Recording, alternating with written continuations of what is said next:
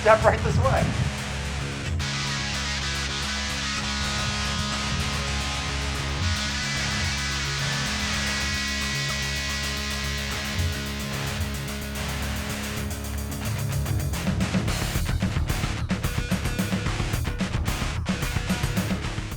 As you can see, we have cafeteria style dining for approximately 20 people. It's more popular for lunch. We have a heated warmer here from 11:30 to 2 o'clock Monday through Friday.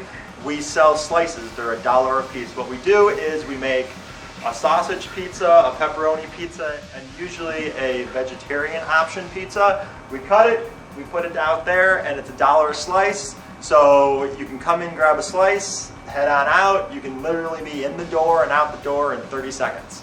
And $1 is a great deal for the quality pizza that we have.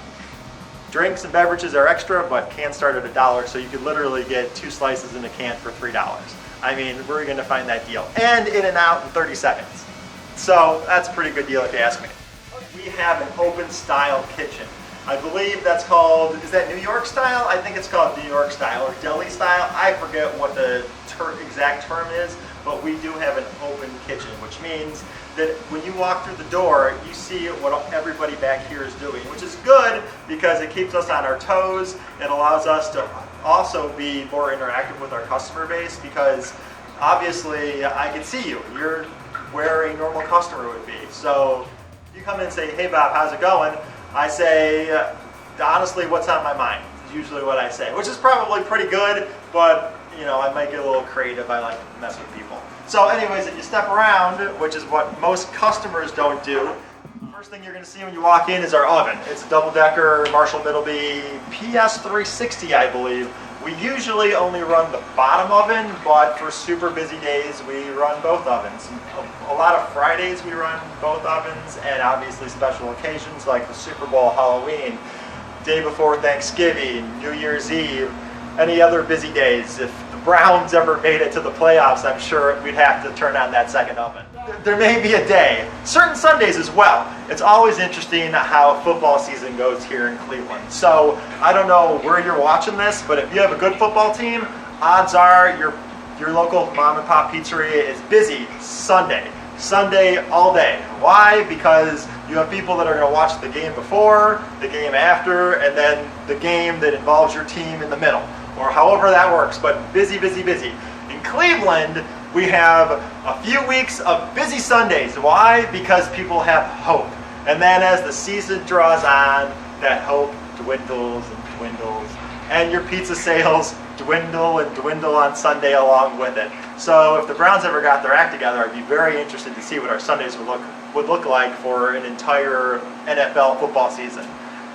Playoffs would be crazy, crazy. Anyways, so we do have 2 fryers because, like I said, we do the best wings in town. We also have certain appetizers like fried mozzarella cheese sticks, onion rings, french fries, that kind of thing. And then to the left of that is our oven, which allows us to do our pastas and a lot of our prep work. Like when we make our meatballs, chicken, any type of things we need to put in the oven to roast, we could use this, which is good, it's helpful. Basically, the more tools you have in the shop, obviously, the more flexibility you have, the more you can do. So obviously an oven's helpful. Obviously not all pizzerias have a little commercial oven like this. They usually have big giant ovens, conveyor ovens, big open close ceramic ovens, that kind of thing. But anyways, it gives us more flexibility. Prep tables, that's what a restaurant is based off of. If you don't have a surface to work on, you don't have a surface to make money on, and you don't have a business. So here is the heart of any pizzeria, right? If you are a authentic pizzeria, you're going to make your own dough. If you don't make your own dough, I don't know what business you're in. Is it the pizza business? I'm not really sure. But anyways, our old Hobart mixer, it's old. If anything ever goes wrong with this mixer, it costs me an arm and a leg, literally. Everything needs to be custom machined, custom milled. So, it's crazy expensive, but it's also crazy worth it. Now, this mixer, I was told, the last gentleman I had come look at it was a gentleman that owned a bakery. So he has a ton of mixers. He has a commercial baking operation, and he was familiar with this. And apparently it's a first generation Hobart, and they manufactured those from, I believe, 1917 to 1923. So the mixer in front of you has had very little work done to it, and it's about 100 years old. So obviously that attests to the fact that they don't build them like they used to. They might, but I've not had to buy a mixer because my 100-year-old mixer's working just fine. I don't know, I'm very proud of it because it's 100 years old. 100 years old. When you walk into anywhere, what do you see that's 100 years old? I don't know, most buildings, what was happening 100 years ago? 1920. It was like a few years after World War I, and we were entering the roaring 20s. And this mixer was around. It was around making pizza or baked goods or something.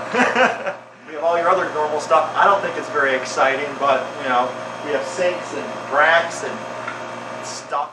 A couple prep lines for prep and everything we do here. So, anyways, that's it. A lot of spices. Super exciting.